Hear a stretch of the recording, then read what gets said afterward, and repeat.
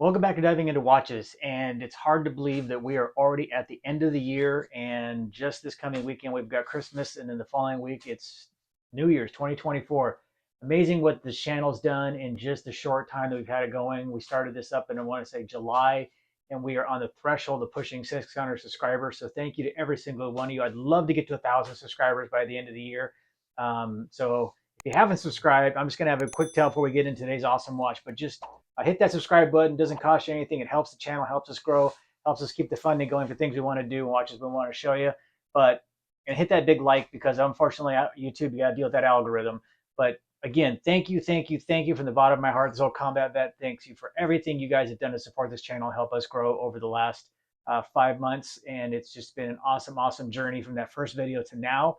But wrapping up the end of the year, it was hard to decide what watch I wanted to talk about and what watch I wanted to look at. And I decided to go with a watch. You can see it over my shoulder, my left shoulder. My camera reverses it, so it's my left shoulder. It's going to look like the right shoulder on the screen. But it's a watch company that everybody should know. Everybody probably does know, and either I've never really ran anybody that doesn't like them. It's Marathon. I haven't ran anybody that doesn't like Marathon watches. If you don't like them, tell me down in the comments why that is. But over is Marathon. We're going to talk about Marathon. The company started in 1939, and since 1941, they have been making watches for allied nations from here on. And all they make is military watches. They make them for the military, law enforcement, and the civilian community alike. They are sought after by the military. They're sought after by private collectors and private owners. They have different models of watches, but the one that really set them that we're going to be talking about today and is the 41 millimeter GSAR, which is the Government Search, Air, and Rescue. And the story goes, and I'm going to loosely just go with this, is that I believe it was Canada, because they're based in Canada. All their movements are Swiss movements, and then they take them from they get the Salida SW 200, and then they bring them over to Canada, and they manufacture all their own watches in house. It's family owned and operated. It's fourth generation in charge of it now. And story goes, correct me if I'm wrong in the comments, but the story goes is that Canada needed a watch for their search and rescue units, and they went into development. I want to say wasn't in the 80s. It had to be in the 90s. They went into development a watch, and they come up with a watch. It might have been the U.S. government. I can't remember which one, but I think it was Canadian. And they developed the GSAR, the government search, air, and rescue. And 41 millimeter, they make it 41 millimeter, and then they make a jumbo in the 46. And when we get over on the bench, and you see what the 41 looks like, and you got a bigger wrist, you might look at the 46. But it has taken off and been a phenomenally popular watch. That and their Navigator, which is also very well known, has been around for a very long time. The Marathon Navigator, you've definitely seen it, and I will put a photo up on one of these sides here of what the Marathon looks like. As a matter of fact, when I was on the website doing some research on the watch that I bought a while back, that I've been wearing, that is just probably my top most expensive watch I've ever owned. In the top, it's my top number one watch. They had a Navigator that they specifically built for the IDF, the Davidian. I think it's pronounced Davidian. I think it's pronounced that's their correct Davidian, which is the IDF Special Forces Unit 217. And they had a sale going, and damn it, I picked one up in desert tan with a nylon desert tan buckle and the compass on it. So we will get that here probably. Probably won't be top of the first year, but we'll be doing a review on that one. But the one we're going to be talking about today is the GSAR Government Search and Rescue watch that they developed. It is a fantastic watch. It's a solid, rugged, purpose-built Swiss military watch. It is specifically built for military service, law enforcement, anything to do with law enforcement, military service, search and rescue, any of those type of things. But I mean, it's not just for the military. It's also for civilians that own and operate. When you just want a piece of that history, you want a piece of a connection to the military world, the law enforcement world, you cannot go wrong with the GSAR. It is an extremely cool watch. One of the things that makes the Marathon stand out over a lot of other watches is they use tritium tubes. I think in bulk of, if not 90% of all other watches, they use tritium tubes. And the difference between tritium and your Superluminova Bright or your BC3GA glow stuff is that tritium is a low level radioactive material, so you're not going to get cancer or get tumors, but it does not require light to glow. It glows 24/7. in all conditions. So at night, it's not having to be relied upon by light. So you can always see the dial, you can always see the numbers, you can see everything on it, and it's 24/7. It lasts about 25 years, and then the tritium tubes have to be replaced. Marathon, you can send the watch back to Marathon, and they will service the watch, and they will replace the tritium tubes. I don't know what the cost is for it. They do have a link on there for services, and I didn't even look at it. But I know they will do it. I don't know if it's included as a warranty. I'm sure you have to pay for it, but you can get the tritium tubes replaced. And there's people that love tritium, and there's people that don't love tritium. And there's some companies that just really do a lot of tritium. Ball Engineering watches, they do a lot of tritium. But Marathon, big thing is tritium. And that's what makes this watch unique because of the tritium and the way it's set up. It tends that you can make the case thickness a bit wide, but that's the cool factor of it is the way it is. These come in 3 different colors. You can get them like this one in the brushed with the black. They come in a PVD case, all black, and then they also have an anthracite dial, and then they also make one they call the Antarctic. So you have black anthracite dial, and then you have the all white one, which they call the Antarctic. I really like the white one. I don't know if I'll ever pick one up. Maybe if I can find one to use, I'll pick one up. But they are really, really cool. And then they also have them for different branches of the service that are like this, and it has the branch logo on the dial: USMC, Canada, Air Force. I know there's one more and I'm missing it. The funny though, the one they don't have is the Army. The Army doesn't have one. They do make one in the Navigator style with the Army logo on it, but I just don't like it. It just looks so cheesy. I don't like the Army logo. I know I'm a 21-year veteran of the Army, but that logo we have, I don't like it. And I don't like the way it looks on it. It just makes the watch look cheap. But I wish they had the Army logo on this one. That would be cool. The other cool thing on this one is they have a little radioactive symbol to let you know that it has radioactive material in it. But it's not like the days of old where it's if you put a Geiger counter next to it, it's going to go off the charts, and you have to risk dealing with radioactive material. But I would encourage you to go check out Marathon if you're interested in military style watches. It's just a solid dive watch. I think any YouTube channel you look at, when they look at the top 5 or 10 military style dive watches, every single one of those videos, the Marathon is going to be in that top 10, if not the top 5. I can't think of a channel that's ever done that I've ever watched that's from Teddy Baldessar to that wasn't on top 10, but I can't think of anyone ever watched where they've done like the top 10 military style watches that a Marathon is not included. Urban Gentry Marathon, I think he still has his, or maybe he doesn't. I know, but when he talks about top military style watches, Marathon is always in the top 5, if not the top 10. If you don't have one of these collections, I would tell you to go look at them online. I can tell you though, they're not cheap. Their price is all relative to obviously who you are, what you make, etc. But these are going to run you this particular one with the rubber strap, which I really like this FKM rubber strap on it. These are going to run you about $1,500. I think if you add the bracelet, it adds another $250, runs it to 17,750, 17 or 1750. I don't know if they come on a NATO style strap. They might be a little bit less. You can obviously get them on this and the bracelet. They do make the jumbo, which is 46 millimeter, and that one kicks into, I want to say 2200 range. For 41 millimeter though, when this is on the wrist and you'll see it over on the bench, it wears way smaller than it appears. You'd almost swear it's like a 38, but it's not. And I think that's because of the case depth of the watch. And I'll probably have some pictures popping up here of the different things on the watch, some different side views. But you can see the case thickness is not your standard thickness. I'll go over all the dimensions on the bench. So I think because of the tritium tubes and the way it's set up, because of the height of the watch, it makes it look like it's smaller than it actually is. And I have a 6.25-inch wrist, and it looks small on my wrist. So if you're a bigger wristed person, like I got a good friend served with me in Afghanistan, he wants one of these, but he's saving up for the jumbo because he's a big guy and he's got a much larger wrist. I think like an 8-inch wrist, big wrist. So he's got to wear the jumbo because he put this on and it looked very, very small. But I look forward to when he get his, because I'll definitely do a review on his because it's very, very cool. So without further ado, let's get over to the bench and let's take a closer look at the Marathon GSAR 41 millimeter dive watch. All right, folks, so here we are with the Marathon GSAR.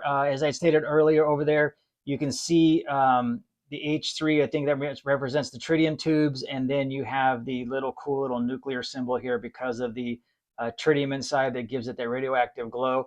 This is a really cool watch. Before I get into all the details of everything, let me just knock out the dimensions real quick, as everybody likes to know. This case is 41 millimeters.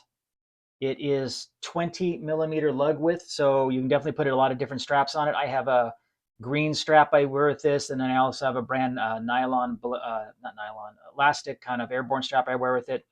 And it lug width is 47 millimeters, so it fits very, very well in the watch. And then the case thickness is 14 millimeters. It's not super thick, but it's not, in your 12 range of some of your divers, but it's not as thick as some of the other ones. And it is a 120 click unidirectional bezel. The clicks are very solid. I don't know if my mic will pick that up or not, but it's very firm, not hard, difficult to use at all. And in the QC is perfect. It lines up perfectly right back at the top. So that's the overall dimensions. It comes from Marathon on this nice FKM full rubber band, Swiss made. You can see that I wear it a lot. I probably should have cleaned it up before I put it on here, but that's all right. My watches are not case queens. They get worn. On the back of the case, it's going to give you all of the watch information, and then it's also going to give you I think it's on here. Can't see it. I believe it gives you the NSN number or see, it's ISO certified, so ISO certified raised, so that gives you right there ISO. But I believe one of these numbers is for the U.S. military, and you can maybe you can't order them anymore, but usually when there's a number on there, that means that you can order them through your unit supply. But I think the reality of getting a unit today to order these at $1,500 a pop, you're not going to get any unit doing that unless they're kind of some kind of special ops kind of unit. But that would have been cool if I would have known that and tried to get my supply to order me one of these. I think my company commander or my platoon leader would have killed me, but I would have went for it, no doubt about it. It's a brushed stainless steel case. It is a aluminum bezel insert, and the bezel is a gear style notches on it. They're definitely grippable. They're not sharp and they're not harsh at all, but they have great grip for when your hands are cold or wet. You can easily grip them and you can really feel the edges, but they're not sharp, which makes it very, very nice. They are drilled end links, which is excellent. So it makes getting changing out the straps easy. The knurling on the crown is exceptional. It is very easy to grab. They make the crown is not huge. It's about 7 millimeters, 6 millimeters, but it does protrude out even past the crown guards. But it's very easy to use and very, very light and crisp. Pops right out when you get there, and it's like your traditional watch. One click out, you sets the date. The date is down between the 4 and the 5 o'clock, and then all the way out is to adjust the actual time. Screwing it back in is extremely easy. If your hands are cold or slippery, you're going to have no problem on this knurling. It is very, very grippy. Probably one of the best knurlings on a crown that I've seen on any military style watch that I've had my hands on. There might be some better ones, but I'm talking about the ones I've had my hands on. Your hands are your typical, I don't want to say sword hands because they got a little pointer on the end. And then you can see the tritium tubes on the hands, and then on each of the numbers you can see the tritium tubes, and then right on the end of the second hand you can see the tritium tube there also. You can see the depth of the case is pretty substantial, and that's because you can see how high that each one of the hands are apart because of those tritium tubes. And on most watches the hands are never that far apart, and the ones that I build for customers, when I build custom watches for people or mod their watches, the hands are never that far apart. And I believe that's obviously why you have such a thick case, is the depth, because those hands have to be far apart for those tritium tubes in there. Inside is the numbers, and the Marathon and all of that are printed, and then the tritium tubes are obviously applied, and then the minute markers in between the tritium tubes are printed also. It is 30 atmospheres or 1,000 feet, so obviously you are definitely not going to exceed how far this watch can go underwater. So it's definitely going to go farther than you can ever go. And it's an automatic. It's an SW Solita SW200 with Inca Block shock absorber. So they built this to be rugged and handle any kind of beating that you're going to give it in a civilian life, law enforcement life, or military life, or just kicking around the house life with kids. I mean, hell, kids can just be brutal on watches. So this is definitely for anybody who's just looking for a solid style watch. The Antarctic one is cool. It has the same outer bezel, but the dial in the center is white. It's very, very cool looking. And then the anthracite one has kind of that anthracite, like a meteor type dial. And then that one has the PVD case. It's all black. So if you wanted like an all black watch, that you could definitely do that with this one. Very comfortable to wear. Even the buckle is solidly built. I mean, it's just a nice chunk of stainless steel. It says Marathon on it. It's not overly heavy. You can feel the heft of the watch, but it feels very, very comfortable on your wrists, on your wrists, and I have absolutely no complaints with that at all. And I do probably wear this a minimum of 1 to 2 days every single week. I like to rotate my watches a lot, but I always gravitate back to this one. Just when you put it on, it just, I don't know, it's like strapping on when you carry. If you're in a state where you can conceal carry, it's just, you just love having it on you. And when you don't have it, you just feel like, wow, I'm missing something. It is sapphire glass, AR coated, 120 click bezel. Screw down case back. Obviously not exhibition case back, because you're going to want to get that. That's the only way you're going to get that 1,000 feet is the screw down case back. I don't know what the service intervals are on this one. I will put it on the beat timer so you can take a look at it. It is a high beat movement, 28,800 BPH vibrations per hour, and it's running very, very well. I don't know how it's going to run right now because I just wound it to do this video, and so I haven't worn it a while. And when you first put a watch on the time grapher, it always runs differently than when you've worn it for a while. So we'll have to see what happens there. Other than that, let's go ahead and give you a Loom shot so you can see what the tritium tubes look at dark. You don't have to put, a blue light on it because it isn't going to make them glow any brighter than they already are. So let me kill the lights and we'll go ahead and take a Loom shot, and then we'll do a wrist shot. So here is the tritium tubes lit up at night. It's definitely not as bright as what you would expect if you had a Seiko. Like, see up here, this is Marglow, which is the pip on the bezel. So you would not, these will not glow as dark as like Super Luminova or any of those, but these do not fade. So this will fade over time.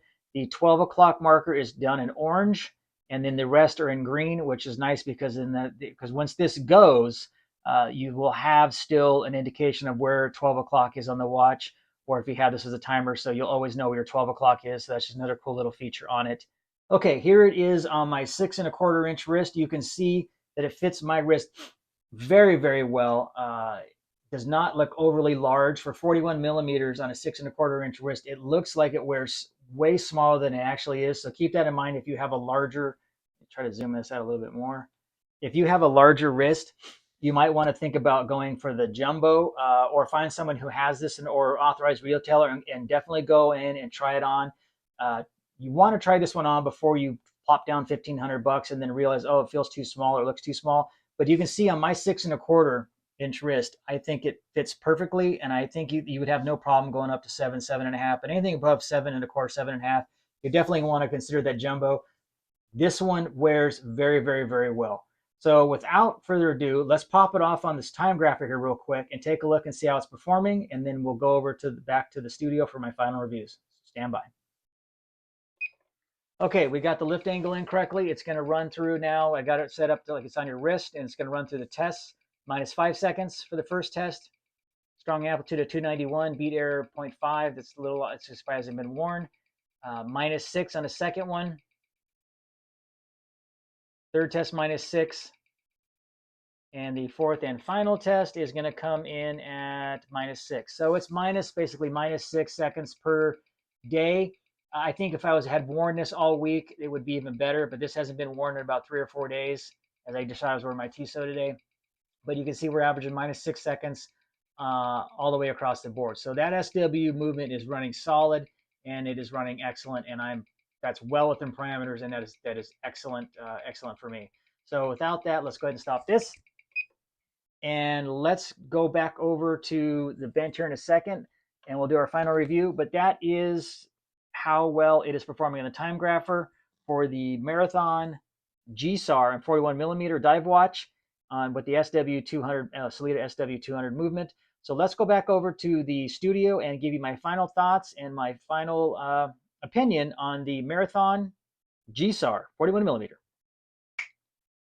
Well, there you go, folks. There is the review of the Marathon GSAR 41 millimeter dive watch. I would encourage you, go over to their website, check them out.